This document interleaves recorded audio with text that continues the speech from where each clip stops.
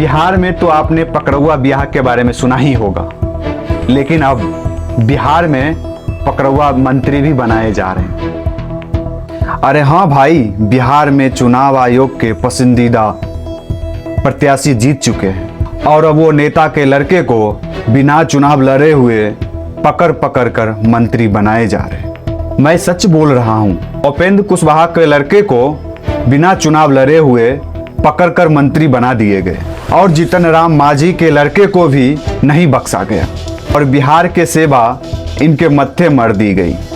List तो बड़ी लंबी है। मेरा सवाल बिहार के सियासत, यहाँ के लोग, यहाँ के जमीन, यहाँ के पेड़ पौधों, ये सब दिल्ली वालों के लिए खेल का सामान है क्या?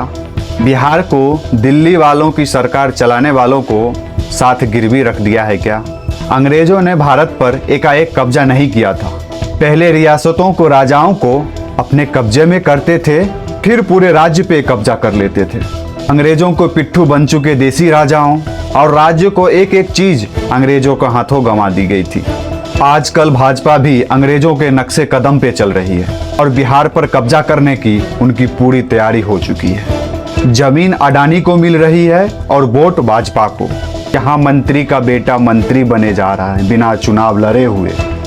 सब परिवार के बारे में सोचता है, फैमिली के बारे में सोचता है, लेकिन हमारे बिहार ये सब छोड़कर, परिवार और फैमिली को छोड़कर भाजपा और जेडीयू को सरकार बनाया। लेकिन यहाँ पे जेडीयू और भाजपा मिलके क्या खेल कर रहा है वो हमारे आंखों के सामने है।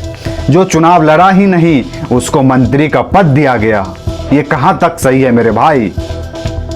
तुम्हारा बेटा, तुम्हारा भाई, तुम्हारा पति फिर उसी जिल्लत के हालत में अगले 5 साल तक दूसरे प्रदेश जाएंगे कमाने, खाने, रोजी रोजगार के लिए। यहाँ बिना चुनाव लड़े हुए हैं मंत्री का बेटा मंत्री बन गया। ये कहाँ तक सही है मेरे भाई? कब तक तुम जात पात में बटे रहोगे? तुम्हें 5 किलो अनाज देने में व्यस्त कर देता है, तुम्हें मोबाइल को डाटा यूज करने में व्यस्त कर देता है। यहाँ दुनाली कट्टे की बात चलता है, यहाँ मंत्री का बेटा मंत्री बन जाता है। हमारा बेटा MBBS है फिर भी घास छिलता है। तुम्हारे फैमिली के बारे में सोचने के लिए कोई नहीं है मेरे भाई। बहुत बहुत धन्यवाद।